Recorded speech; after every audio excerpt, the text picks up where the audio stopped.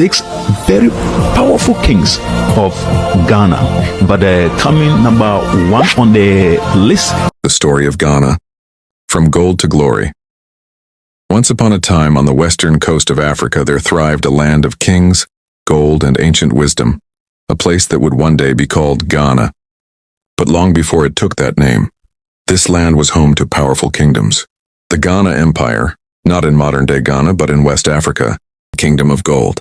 Ghana is indeed a very powerful country and the land is blessed. Shocking to know the 6 most powerful kings in Ghana. When I saw this, I was amazed. Ghana is indeed a blessed country and this video is full of a lot of wisdom. Stay tuned and enjoy the video, and please do not forget to comment your thought below. 6 very powerful kings of Ghana.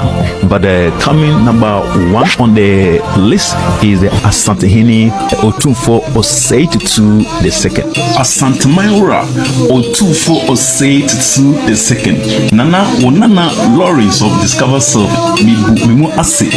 But the Otumfuo resides at the Manchia Palace. That is where his seat of authority of governance is established. The Otumfuo is someone that is highly revered, not just in Ghana, but in Africa. He is seen as one of the most powerful kings in Africa and is highly revered in Africa and even beyond Africa.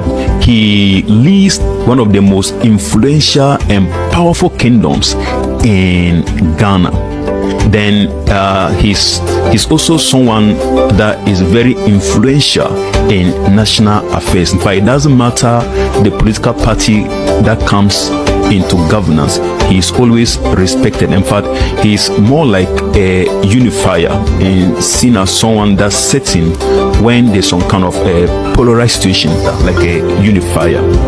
In fact, I know a lot of people might not want to admit this or want to hear this, but Otumfuo is more seen as the king of Ghana, though not officially. Then he's also someone that is the custodian of the Ashanti traditions and culture. So he's happily married to Lady Julia Osei Tutu. In fact, the Otumfuo has a favorite meal, and undoubtedly is fufu and abenkwine. But I know there are Akanks, they love fufu. In fact, not only even Akanks, Ghanaians in general, they like fufu, whether it's with light soup, it's with granule soup, or abenkwine. It's just something that Ghanaians love. The Otumfuo also contributed to the educational system in Ghana when he established the Otumfuo Educational Fund, just to give access and help those that are underprivileged to be able to have access to quality education. The Otumfuo School both in KUST and in the University of Ghana, Legon. But he was honored with an honorary degree from the University of Harvard. Coming number 2 on the list is the Dagbon king, known as Yana Abubakar Mahama II. In fact, he is known as one of the most powerful kings in Ghana. This is because the Dagbon kingdom in history has been noted to be one of the most powerful kingdoms in Ghana and holds a very rich tradition and culture. In fact, his seat of authority is in the Bewa Palace in Yendi. But and he's seen as a unifier. In fact, after a long, prolonged conflict where there was no king, he finally came as a unifier in Dagbon, because he is able to unify all functions and bring all together as one. The number of wives he's married is not known in public, but it's undoubtedly known that he is someone that practices polygamy. In fact, this is mostly with the northern kings. But his best food, but as you get to know, is Tuozafi. In fact, Tuozafi is one of the staple foods from northern Ghana, mostly enjoyed with a different variety of soups, mostly with dawa. That makes the soup very delicious. Lawrence, that is true. But Yana has no record of formal education. but it's most likely got himself involved in agrarian lifestyle. The next powerful king of Ghana that is highly respected is the Ochi Hene. That's Osagyefo Amotia Ofori Penyin. But his kingdom is the Akim Abuakwa kingdom that is in the eastern region. And then his seat of authority is the Ofori Penyin Fee that is at Chebi. But he's someone that holds a bachelor's degree in political science from the University of Connecticut. But he's someone that has a strong influence in environmental protection and in politics. But he's also known as someone that fights against galamsey and the need to have the preservation of our natural resources. And as we all know, but galamsey has actually caused a lot of harm to our natural resources and our environment as a whole. Ochi Hene is someone that is highly respected not only among the Achim people but also among Ghanaians. He is happily married to a beautiful and a lovely wife, Lady Elizabeth Nana Asabia Ofori Atta. But the next powerful kings of Ghana comes from the Volta region in the personality of Togbe Afede the 14th. But Togbe Afede the 14th is the king of the Agbogomefia of the Asogli state. And then the kingdom is known as the Asogli, which is in the Volta region. And then the seat of his authority is in the Volta region. In fact, he's one of the most educated, if not the most educated kings of Ghana. But among several of his academic accolades, he obtained his master's degree in business management from the University of Yale way back in 1989. But looking at his background with education, he is seen as a modern picture of someone that is a king that combines both the traditional ways and the modern ways of a king and a modern leader. He was the former president of the National House of Chiefs, but he's also someone that is a successful businessman and he advocates for national development. But he's happily married to his wife, Mrs. Akosia Afede. But as we know, the Evers, their staple culinary food is akwele. And sometimes they also have their favorite food known as ete fufu. And this can be taken with lai soup, palm nut soup, granule soup, etc. So we Afede the 14th in the Ofio. But let's get to the next most important kings of Ghana, and that takes us to the Gonja land in the person of the Dagbon. But that's one of the powerful kings of Ghana. Dagbon Jira Mechro. But he goes to the royal name Dagbon B. Kunuto Jewuswale the First, but he was as king in 2023. His seat of authority is in Damango in a place known as the Japa Palace. The Gonja kingdom, if you read history, you notice that they have a very strong connection to the Mali and then the Songhai Empire. These were powerful kingdoms in the early days of history. And I know the Gonjas mostly they like coca. Why? Because my grandmother, in fact, my grandmother is Gonja, and mostly what I learned is that they have that strong appetite for a soup known as coca with dawa soup. In fact, if you have not taken that soup with tozafi before, you need to go look for it. Go look for it. Next most powerful and important king of Ghana, and that takes us to the Upper West region in the person of the Wana Mbagbengini Mpuhi ya. He's the king with the real name Na Fuseni Sedu Pilpu III. That's the Wana, and his royal seat is in Wa, and is the overlord of the Wala traditional area.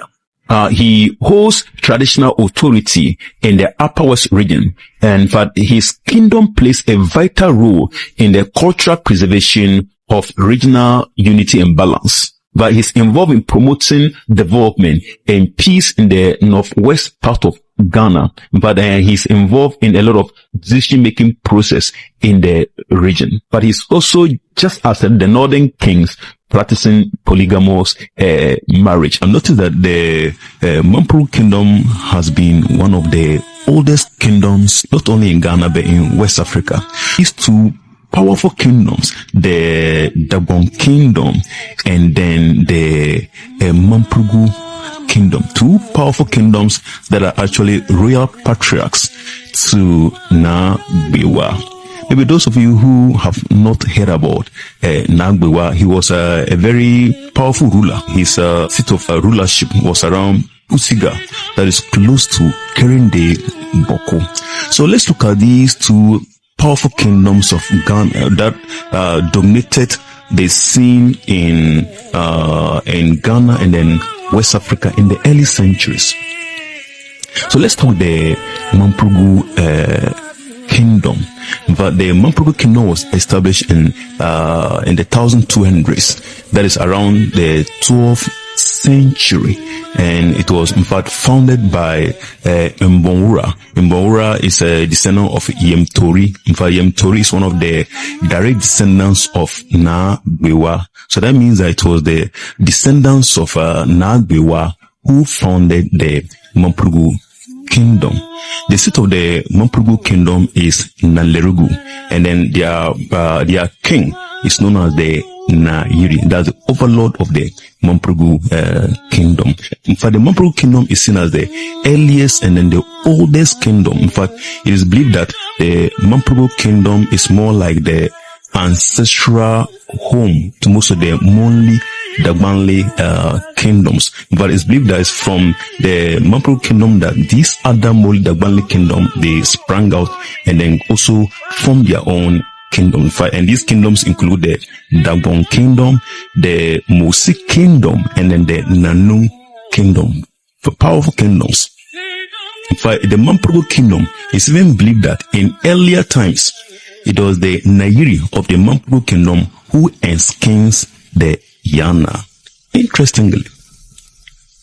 But the Mamprugu kingdom has extension of other kingdom that sprang out from it, even across the borders of Ghana. That's the Mosi kingdom in Burkina Faso. So now let's look at the Mamprugu kingdom. Is it still relevant today in the kingdom narrative? And the answer is yes. In fact, it's noted that it's the Nayiri who ensconced powerful paramountcies and kings like the Wana of the Wala traditional area.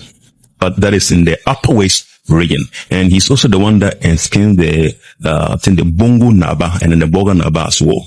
And he's also the one that ensconced the Mosi king across Ghana in Burkina Faso.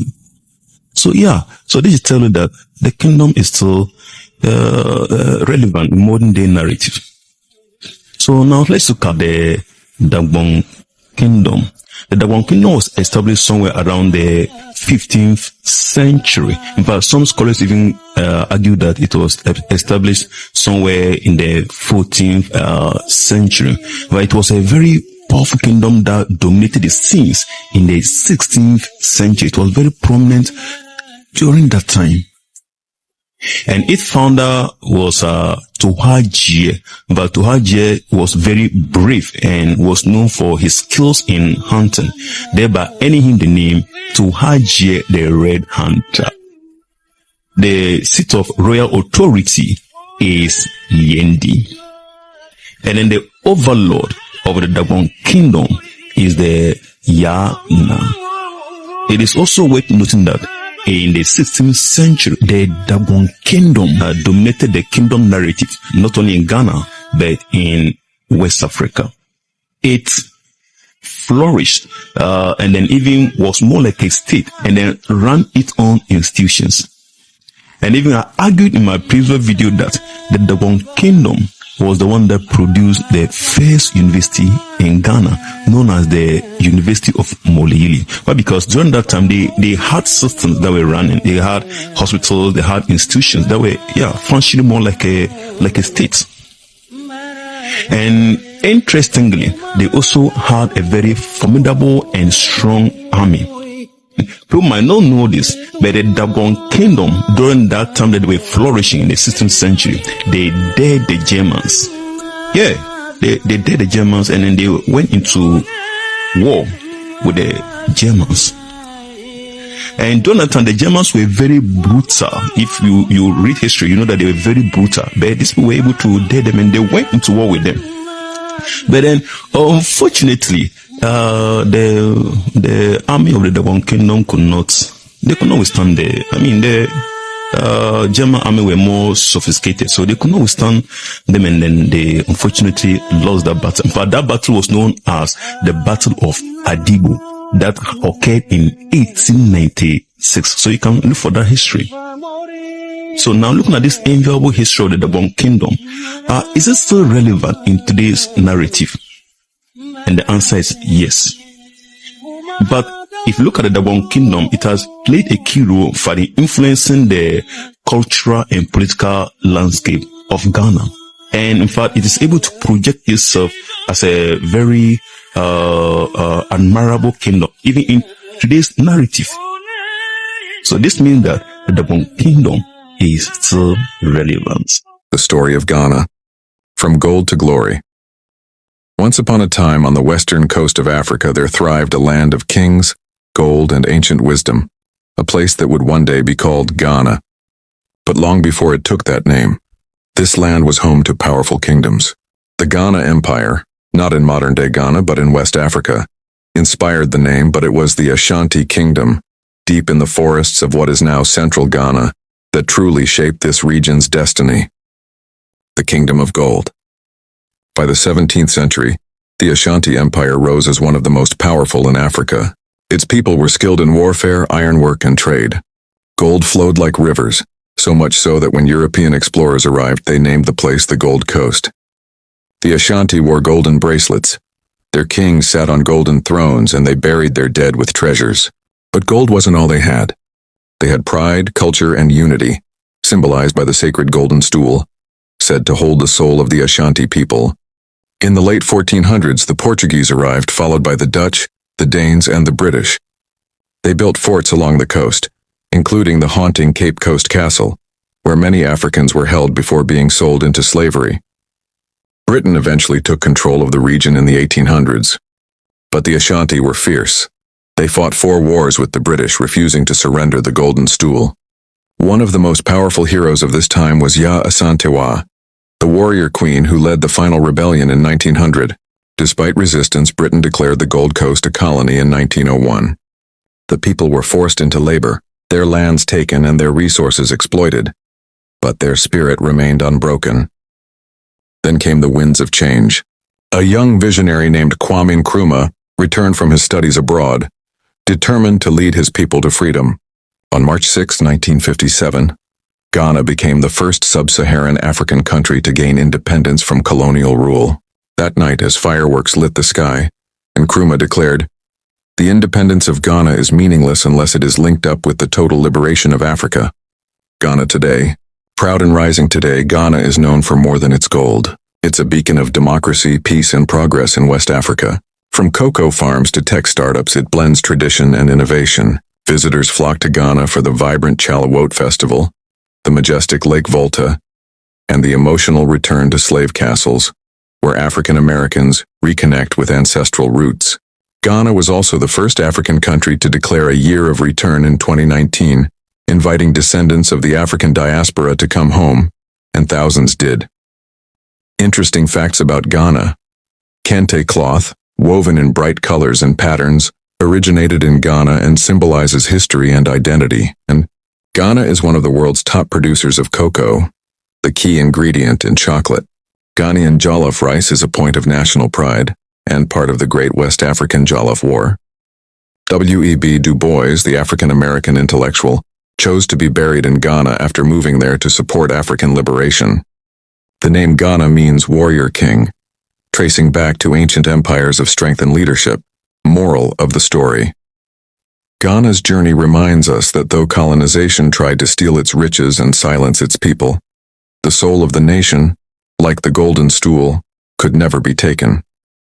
And today Ghana stands not just free but proud, a shining star of Africa. Indeed, our beloved motherland, Ghana, is now the shining star of Africa. We are so grateful to have this country. This country has fought for Africa since time of memorial. I learned a lot from this video. Watching this video, I learned a lot about Ghana and Ghanaians as well. With all of these kings, one Nigerian man who think he's an Igbo man want to come and be a king in the land. It's not possible. So please, I would also love to see your comments on the comment section of what you also think of the video. Please throw more light of what you think about the kings and the history of Ghana.